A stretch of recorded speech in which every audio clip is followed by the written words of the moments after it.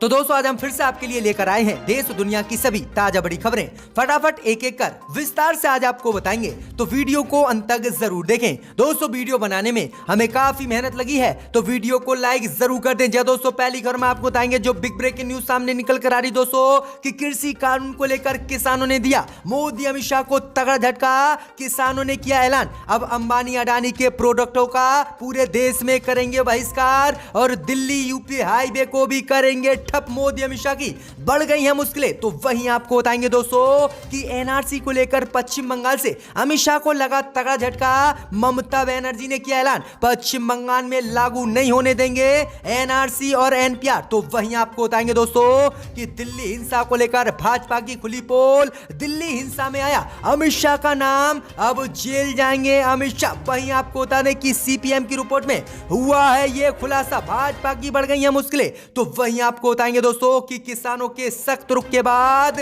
घुटनों पर आई भाजपा। गृह मंत्री अमित शाह ने किसानों से मांगी माफी, कहा हमसे हुई गलती, जो कानून लाने से पहले नहीं की आपसे बात। तो वहीं आपको बताएंगे दोस्तों कि कोलकाता पहुंचे बीजेपी अध्यक्ष जेपी नड्डा का जबरदस्त विरोध, दिखाए गए काले झंडे, लगे गो बैक नड्डा के नारे। तो वहीं आपको बताएंगे दोस्तों कि नए संसद भवन के शिलान्यास पर प्रधानमंत्री मोदी का देश में जबरदस्त विरोध। लोग बोले इन्हें नहीं दिखती किसानों की और कोरोना की परेशानी, ये तो है सिर्फ घोटाले करने में माहिर। तो वहीं आपको बताएंगे दोस्तों कि पेट्रोल जल्द होगा देश में 100 रुपए के पार, राहुल गांधी बोले लूट बंद करे मोदी सरकार। तो वहीं आपको बताएंगे कि किसानों के समर्थन में उतरे भगत सिंह का परिवार, किसान आंदोलन को दिया भगत सिंह के परिवार ने अपना समर्थन, कहा तानाशाही सरकार के खिलाफ खड़े होंगे अब सड़कों पर। जब दोस्तों बड़ी अपडेट आ रही है,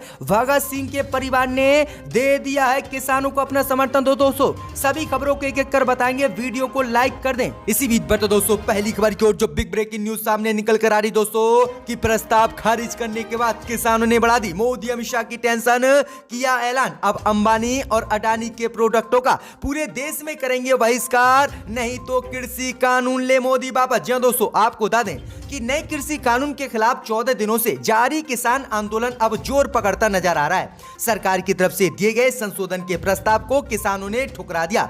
इसके बाद किसान नेताओं ने बैठक की है जिसमें कई बड़े फैसले लिए हैं। वहीं आपको बता दें कि सूत्रों के मुताबिक इस बार किसानों ने दिल्ली उत्तर प्रदेश हाईवे और राजस्थान हाईवे को ठप करने का ऐलान किया है। इसके अलावा दिल्ली में नाकेबंदी भी किसान करेंगे। सरकार ने किसानों के सामने 9 सूत्री प्रस्ताव रखा था जिसे किसान नेताओं ने खारिज कर दिया। वहीं प्रदर्शन कर रहे किसानों ने सरकार पर कई आरोप लगाए हैं। उनका कहना है कि वे अंबानी और अडानी के प्रोडक्टों का पूरे देश में बहिष्कार करेंगे। वहीं भारतीय किसान यूनियन के प्रवक्ता और किसानों के संगठन ने कहा है कि यह मुद्दा अब सम्मान का मुद्दा बन गया है। अगर सरकार जिद पर अड़ी है तो किसान भी अपनी बातों पर डटे हैं। उन्होंने कहा है कि जब तक कृषि कानून मोदी सरकार वापस नहीं लेगी तब तक ये आंदोलन जारी रहेगा और अब उत्तर प्रदेश सहित कई राज्यों के बड़े हाईवे को हम बंद करेंगे। किसानों ने कहा है कि मोदी सरकार जब तक कृषि कानून को वापस नहीं लेगी तब तक उनका प्रदर्शन जारी रहेगा और यह प्रदर्शन तेज रहेगा। इसी बीच पर तो दोस्तों अगली खबर की ओर तो एनआरसी को लेकर मोदी अमित शाह को पश्चिम बंगाल से तगड़ा झटका। ममता बनर्जी ने किया ऐलान, पश्चिम बंगाल में लागू नहीं होंगे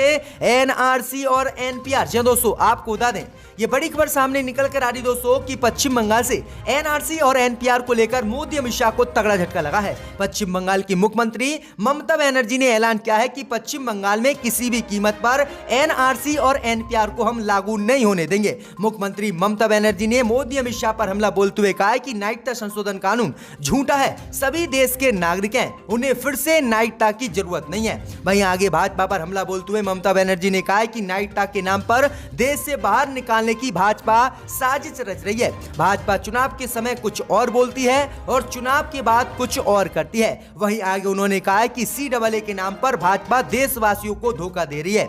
ये राज्य सरकार का अधिकार है कि देश के नागरिकों को किसी भी प्रकार की नागरिकता का सर्टिफिकेट भाजपा से नहीं चाहिए। उन्होंने कहा है कि 2-4 वर्षों से ये भाजपाई देश में राज क्या करने लगे, अब ये अपनी मनमर्जी से देश के नागरिकों को सर्टिफिकेट नागरिकता का देते फिर रहे हैं। वहीं ममता बनर्जी ने तल्ख शब्दों में कहा है कि किसी भी कीमत पर पश्चिम बंगाल में हम एनआरसी और एनपीआर को लागू नहीं होने देंगे। तो ये बड़ा ऐलान ममता बनर्जी ने किया है। इसी बीच बता दोस्तों अगली खबर की ओर, तो दिल्ली हिंसा को लेकर भाजपा की खुली पोल। दिल्ली में हिंसा भड़काने में अमित शाह का निकला नाम, मच गया है भाजपा में हड़कंप। अमित शाह जाएंगे अब जेल, सीपीएम की रिपोर्ट में आज हुआ है खुलासा। जी दोस्तों आपको बता दें, ये बड़ी खबर सामने निकल कर आ रही दोस्तों कि सीएए और एनआरसी के नाम पर दिल्ली में हुए दंगों पर आज सीपीआई ने अपनी रिपोर्ट जारी की है। इस रिपोर्ट में हिंसा भड़काने में गृह मंत्री अमित शाह का नाम आया है, जिसके बाद पूरी भाजपा में हड़कंप मच गया है और भाजपा के वरिष्ठ नेता गृह मंत्री अमित शाह जेल भी जा सकते हैं। दरअसल आपको बता दें कि दिल्ली में सीएए एनआरसी कानून के विरोध में फरवरी में हुई सांप्रदायिक हिंसा पर भारतीय कम्युनिस्ट पार्टी ने आज अपनी फैक्ट फाइंडिंग रिपोर्ट जारी की है। इसमें गृह मंत्री अमित शाह को सीधे हिंसा भड़काने और जांच में पक्षपात करने का जिम्मेदार ठहराया गया है। रिपोर्ट में कहा गया है कि अमित शाह के अंतर्गत आने वाला गृह मंत्रालय कई मायनों में हिंसा भड़काने के पीछे जिम्मेदार है। सीपीएम ने अपनी इस रिपोर्ट को उत्तर पूर्वी दिल्ली में सांप्रदायिक हिंसा फरवरी 2020 नाम दिया है। रिपोर्ट में कहा गया है कि दिल्ली में हुई सांप्रदायिक हिंसा को दिल्ली दंगे कहना गलत है। दंगे वह होते हैं जहां दोनों पक्षों के बराबर भागीदारी होती है।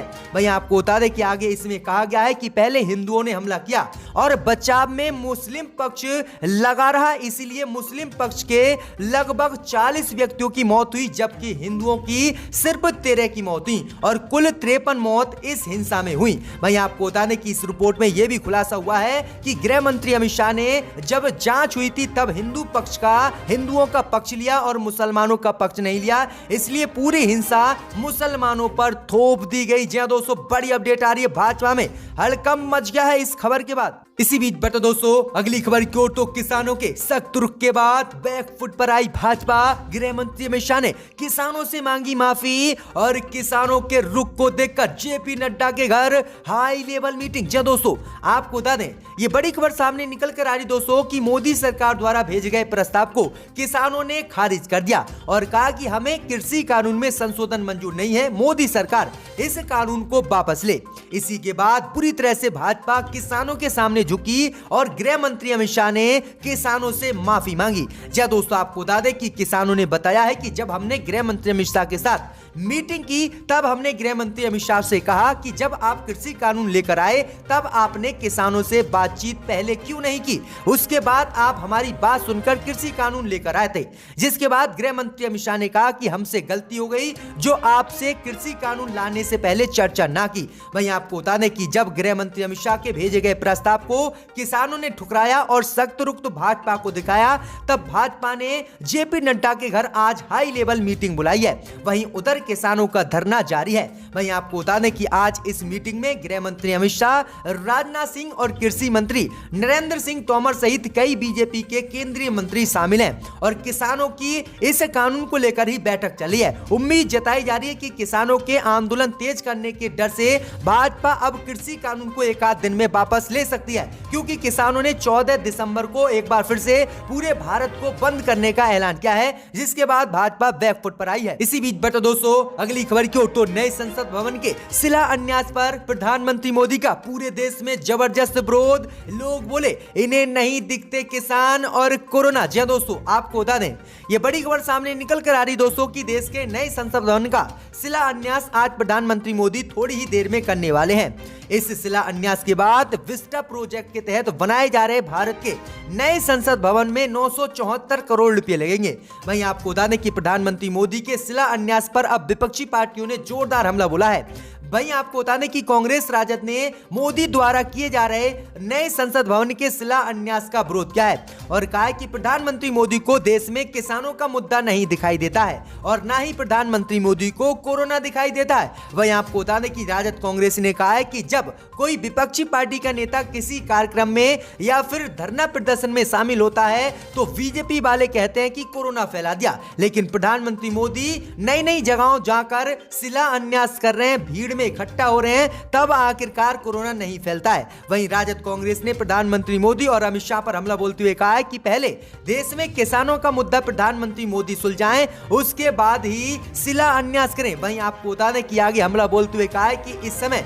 कोरोना की स्थिति भयंकर है और देश की जीडीपी माइनस में चल रही है, लेकिन सरकार 974 करोड़ रुपए कहां से लेकर आएगी? आखिरकार नए संसद भवन की इतनी क्या जल्दी है? पुराने संसद भवन से ही काम चल रहा है तो नए को बनवाने की क्या जरूरत है? वहीं आपको बता दें कि इससे पहले भी सुप्रीम कोर्ट ने नए संसद भवन को लेकर मोदी सरकार को झटका दिया था और इसके निर्माण पर रोक लगा दी थी, लेकिन फिर भी प्रधानमंत्री मोदी इसकी जमीन का भूमि पूजन करेंगे और आज नए संसद भवन का शिलान्यास करेंगे। इसी बीच बता दोस्तों अगली खबर की ओर तो कोलकाता पहुंचे बीजेपी अध्यक्ष जेपी नड्डा का जबरदस्त विरोध, दिखाए गए काले झंडे, लगे हैं गो बैक के नारे। भाजपा का कोलकाता में हो सकता है सुपड़ा साहब। जी दोस्तों आपको बता दें ये बड़ी खबर सामने निकल कर आ रही दोस्तों कि ममता के गढ़ पश्चिम बंगाल में 2021 के चुनाव में फतेह करने की उम्मीद से भगवा पार्टी हर दिन पश्चिम बंगाल में कुछ न कुछ एक्टिविटी करती रहती है।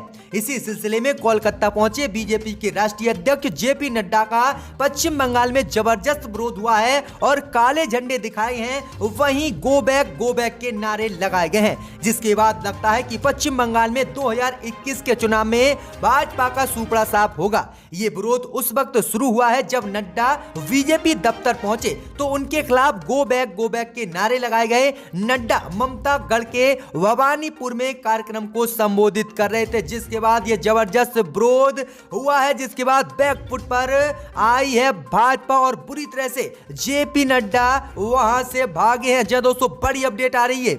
इसी बीच बता दोस्तों अगली खबर की ओर तो फ्रांस ने उठाया मुसलमानों के खिलाफ कड़ा कदम।